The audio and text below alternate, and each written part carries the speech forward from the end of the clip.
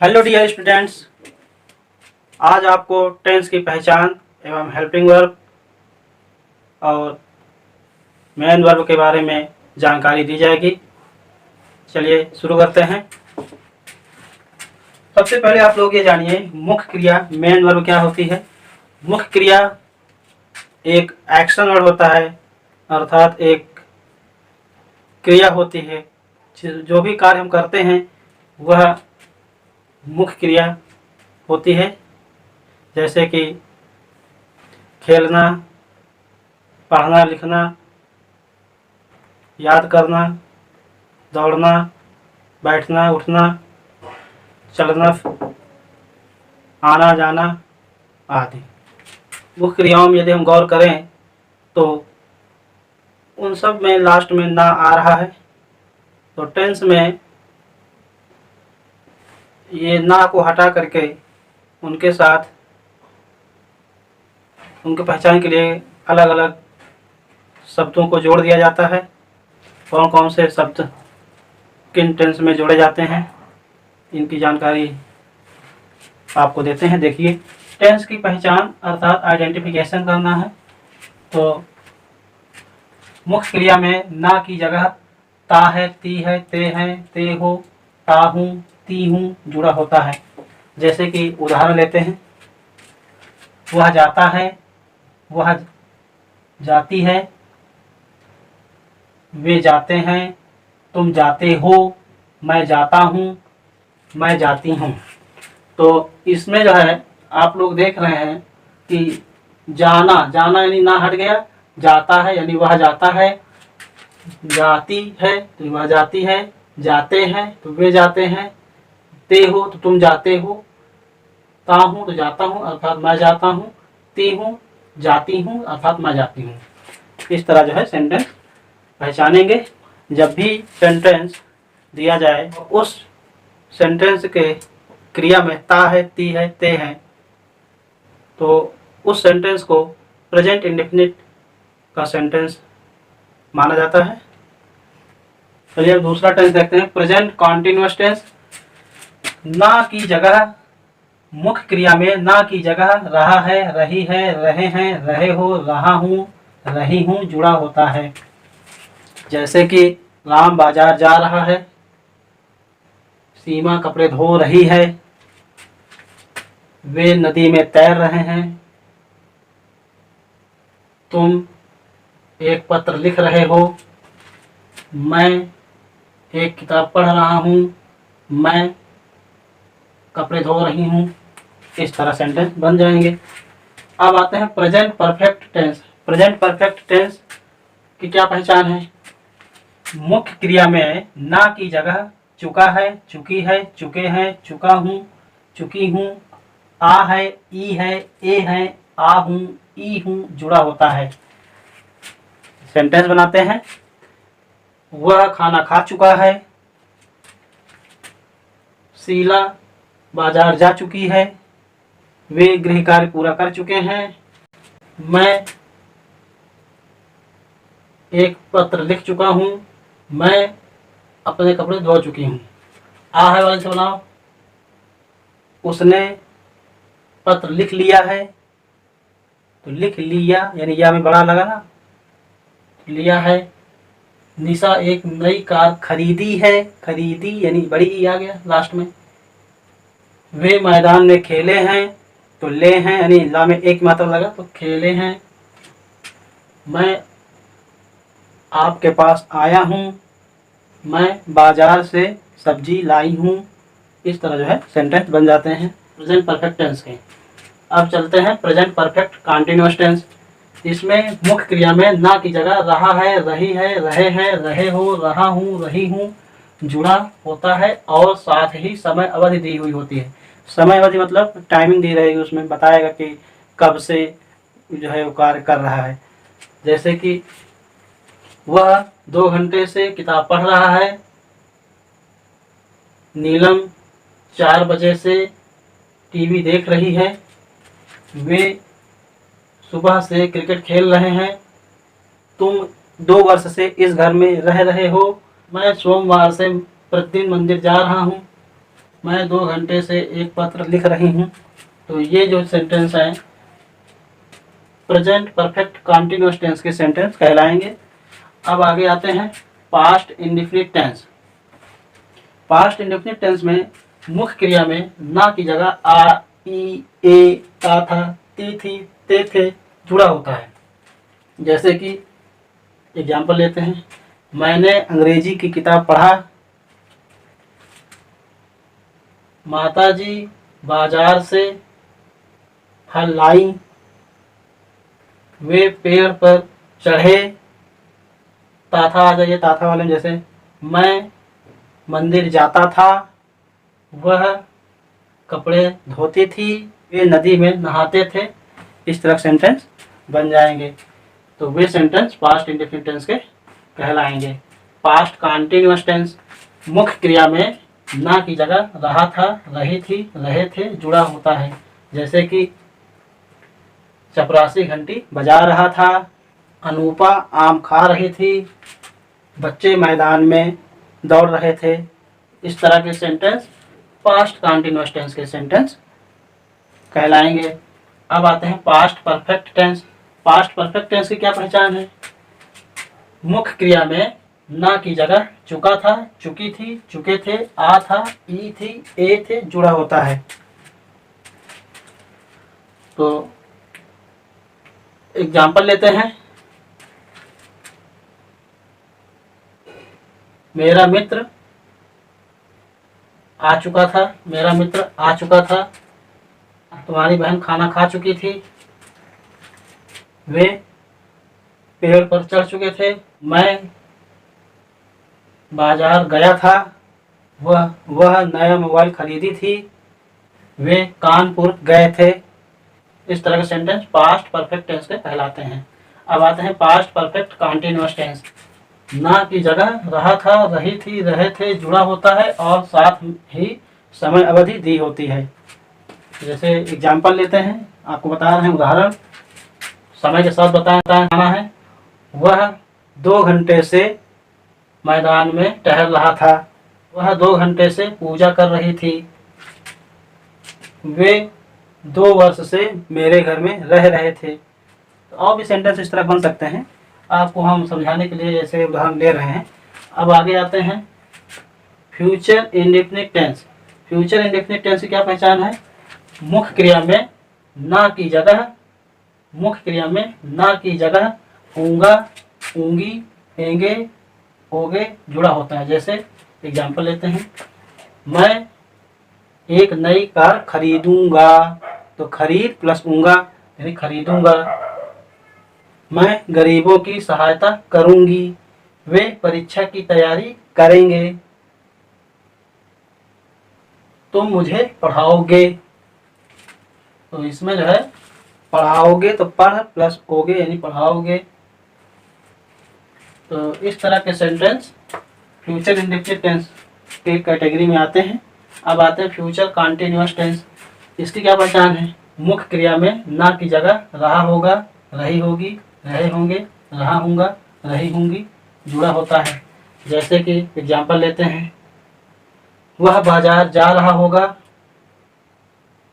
नीतू आम खा रही होगी। वे अपना गृह कार्य पूरा कर रहे होंगे। मैं अपने भाई को पढ़ा रहा हूँगा। मैं उस समय अपने कपड़े धो रही होंगी। Future perfect tense. Future perfect tense की क्या पहचान है?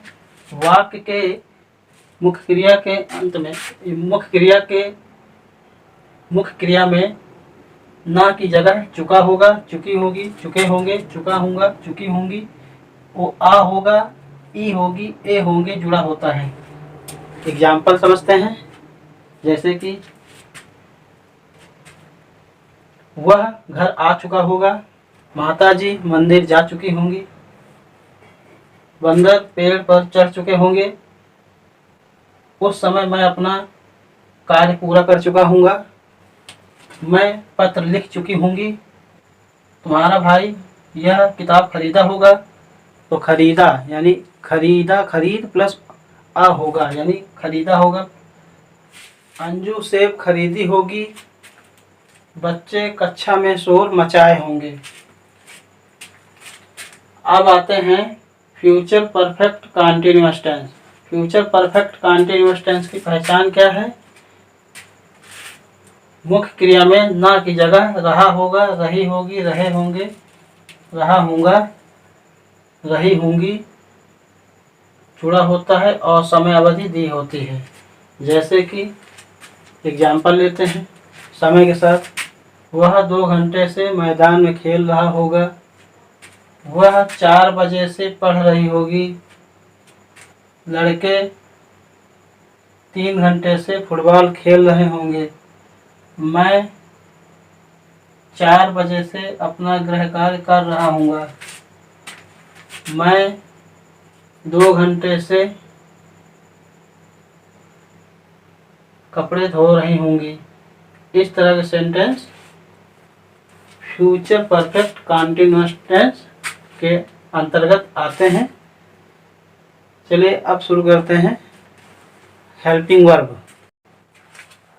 अब जो है आप लोगों को इन सभी टेंस की हेल्पिंग वर्ब्स और मेन वर्ब्स बताई जाएंगी। जैसे कि प्रेजेंट इंडेफिनिट टेंस की हेल्पिंग वर्ब होती है do does. Present continuous tense की हेल्पिंग वर्ब होती है is am are. Present perfect tense की हेल्पिंग वर्ब होती है has have. Present perfect continuous tense इसकी हेल्पिंग वर्ब होती है has been, have been, has been, have been. Past indefinite tense इसकी हेल्पिंग वर्ब होती है डिड। पास्ट कॉन्टिन्यूअस टेंस इसकी हेल्पिंग वर्ब होती है was, were, was, were. Past perfect tense इसकी हेल्पिंग वर्ब होती है had. Past perfect continuous tense इसकी हेल्पिंग वर्ब होती है had been, had been. Future indefinite tense इसकी हेल्पिंग वर्ब होती है shall, will. Future continuous tense इसकी हेल्पिंग वर्ब होती है shall be, will be. Future perfect tense इसकी हेल्पिंग वर्ब होती है shall have, will have, shall have, will have. Future perfect continuous tense इसकी हेल्पिंग वर्ब होती है shall have been, shall have been, will have been.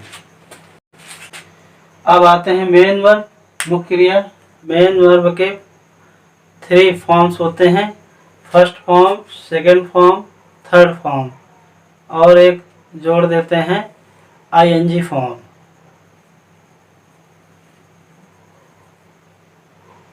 तो इन्हीं में से इनका इस्तेमाल करना है। कौन सा टेंस में किसका यूज होता है देखते हैं। Present indefinite tense, present indefinite tense की मेन वर्ब होती है, मेन वर्ब का फर्स्ट फॉर्म, मेन वर्ब का first form. Present continuous tense ING form.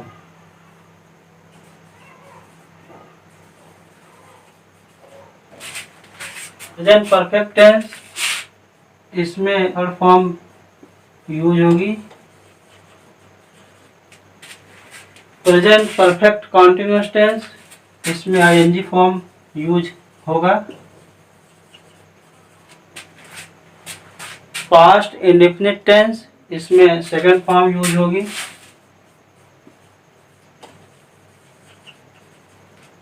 Past continuous tense इसमें आईएनजी फॉर्म यूज होगी। पास्ट कॉन्टिन्यूअस टेंस, इसमें आईएनजी फॉर्म का use किया जाएगा। पास्ट परफेक्ट टेंस, इसमें थर्ड फॉर्म का यूज किया जाएगा।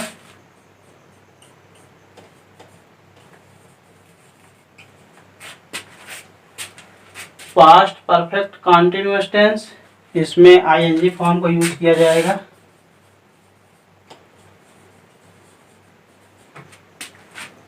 फ्यूचर इंडेफिनिट टेंस, इसमें फर्स्ट फॉर्म का यूज किया जाएगा।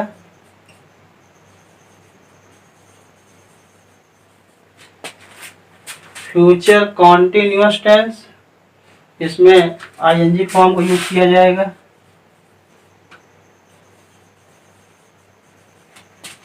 आईएनजी फॉर्म का यूज किया जाएगा। फ्यूचर परफेक्ट टेंस, इसमें थर्ड फॉर्म का यूज किया जाएगा।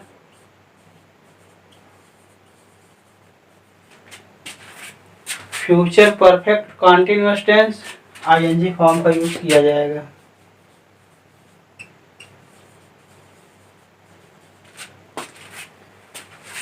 तो इनको जो है आप लोग याद कर लीजिएगा।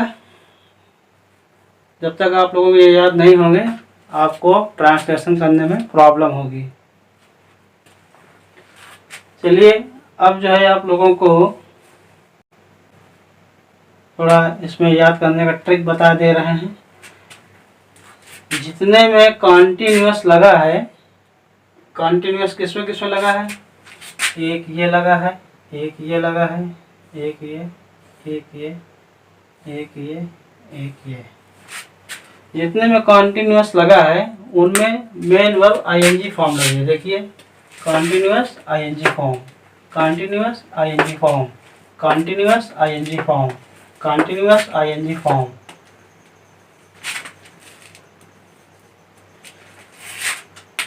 Continuous ING form, continuous ING form, continuous ING form. जिस टेंस में केवल परफेक्ट वर्ड लिखा है उसमें थर्ड फॉर्म का यूज हुआ है। केवल परफेक्ट, देखिए प्रेजेंट परफेक्ट टेंस, तो केवल परफेक्ट है, परफेक्ट कॉन्टिन्यूअस नहीं है, तो इसमें थर्ड फॉर्म यूज हुआ है। ये देखिए परफेक्ट आ गया, केवल परफेक्ट है, थर्ड फॉर्म, केवल परफेक्ट है, थर्ड फॉर्म। अब इंडेफिनिट वाले जान लीजिए। तो प्रेजेंट टेंस और future tense, present indefinite tense और फ्यूचर इंडेफिनिट टेंस, ये दोनों में फर्स्ट फॉर्म का प्रयोग होगा। इन दोनों टेंस में फर्स्ट फॉर्म का प्रयोग होगा। और केवल एक टेंस है जिसमें वर्ब के सेकंड फॉर्म का प्रयोग किया जाता है। कौन सा है? वो है past indefinite tense, second form. इस टेंस में केवल यही इकलौता टेंस है जिसमें वर्ब की सेकंड फॉर्म का प्रयोग किया जाता है।